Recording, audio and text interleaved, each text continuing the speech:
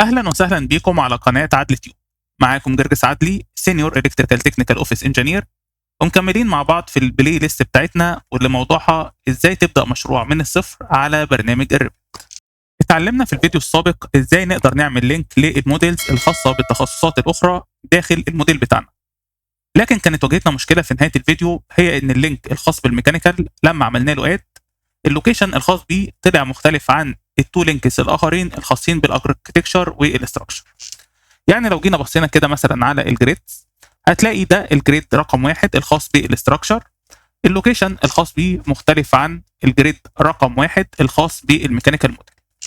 غير كده لو احنا جينا دخلنا على ال 3 دي، هتلاحظ ادي الشغل الخاص بالميكانيكال اهو موجود خارج المبنى، وده اهو اللينك الخاص بالمعماري الاركتكشر. هتلاقي فيه فرق واضح جدا بينهم، الشغل بتاع الميكانيكال موجود خارج المبنى.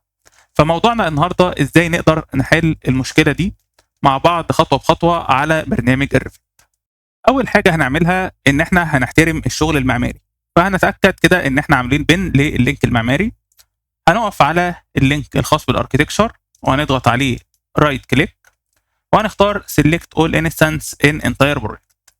كده احنا اخترنا اللينك المعماري اهو، وزي ما واضح كده في الريبون واضح ان احنا عاملين فعلا بن لللينك المعماري.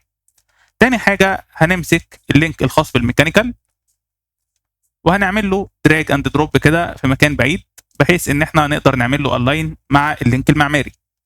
بعد كده هنبدا نعمل الاين بين الجريدز وبعضها، فهنيجي كده نضغط على AL اللي هي اختصار لالاين، وهنختار هنا الجريد A، وهنروح هنا برضو نختار الجريد A. كده احنا عملنا الاين افقي. هنعمل بعد كده الاين راسي، هنختار الجريد هنا رقم 1، وهنختار هنا برضو الجريد رقم 1.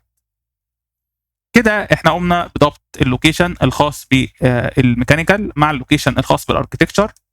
لما نيجي كده نشوف الشغل في ال 3 دي، هتلاقي فعلا كده الميكانيكال دخل جوه الارك ما فيهوش اي مشكله. دلوقتي انا هعمل ببلش كوردينيتس لللينك الخاص بالميكانيكال موديل، بحيث الريفت يحفظ الوضع الحالي الخاص بيه، علشان المره الجايه لما اجي اعمل اد لللينك الخاص بالميكانيكال ينزل لي في الوضع الصحيح، محتاجش اكرر الخطوه الخاصه بالالاين دي مره ثانيه.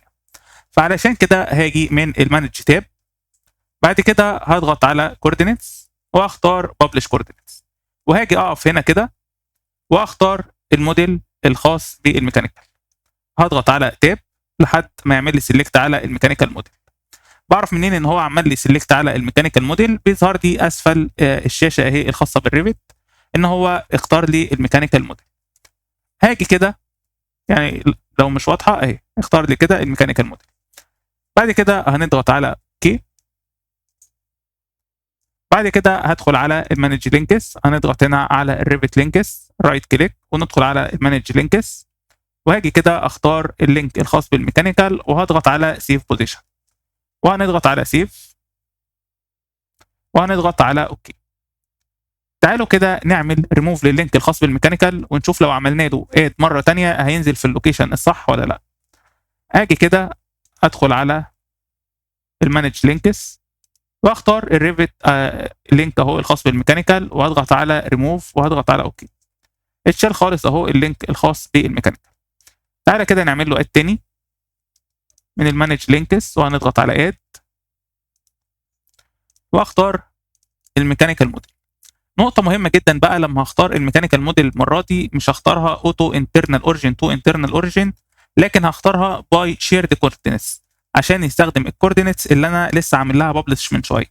فاختار كده باي شيرد كوردينتس وهضغط على اوكي، وهنضغط على اوكي. هنلاحظ اهو اللينك الخاص بالميكانيكال نزل في البوزيشن الصح الخاص بيه اهو، الجريدز ماشيه مع بعضها اللي هي واحد اهو مع رقم 1، وهتلاقي الجريد الثاني اللي هو ايه اهو ماشي مع الجريد اللي هو ايه. ولو دخلنا على 3 دي هتلاحظ اهو الشغل الخاص بالميكانيكال داخل المبنى. لو جينا كده دخلنا على الفيزابيليتي جرافيكس، هنضغط على في واخفي اللينك الخاص بالاستراكشر واللينك الخاص بالاركتكتشر. هتلاحظ اهو الشغل الخاص بالميكانيكال موجود عندك وظاهر ما فيهوش اي مشكله. ولو ظهرنا اللينك الخاص بالاركتكشر هتلاقي شغل الميكانيكال موجود داخل الاركتكشر في اللوكيشن المظبوط بتاعه. وبكده نكون اتعلمنا ازاي نقدر نحل المشكله الخاصه بالشيفت بين اللينكس وبعضها في حاله لو ظهرت لك المشكله دي وانت بتعمل اد لللينكس. هروح على اللينك الخاص بالميكانيكال، هقف عليه وهضغط على select all instance in entire project، وهقوم بتغيير الورك سيت الخاصه بيه زي ما اتعلمنا كده في المره اللي فاتت. هحطه على الورك سيت الصحيحه الخاصه بالميكانيكال لينك، وهضغط على edit type، وهعدل برضو الورك سيت هنا واختار الورك سيت الخاصه بالميكانيكال لينك، وهنضغط على اوكي. بعدها هعمل بن، هو فعلا معمول بن اهو، لو مش موجود البن هعمل بن لللينك الخاص بالميكانيكال، هضغط على بن كده بحيث اعمل بن لللينك الخاص بالميكانيكال علشان ما يتحركش الموديل من مكانه بالغلط وانت شغال. هنضغط على سينكرونايز وهنضغط على اوكي. بالنسبه لملفات العمل اللي استخدمناها في الحلقه بتاعتنا النهارده هتلاقيها موجوده في اللينك الموجود في الديسكريبشن اسفل الفيديو، وان شاء الله في الفيديو القادم هنتعلم ازاي نقدر نعمل كوبي مونيتور للليفلز والجريدز من اللينك المعماري. وفي النهايه لو عجبك الفيديو بتاعنا النهارده ما تنساش تعمل له لايك وشير واشترك في قناه عدل تيوب علشان يوصل لك كل الجديد في عالم الريفيت والبيم. بشكركم على متابعتكم والى اللقاء.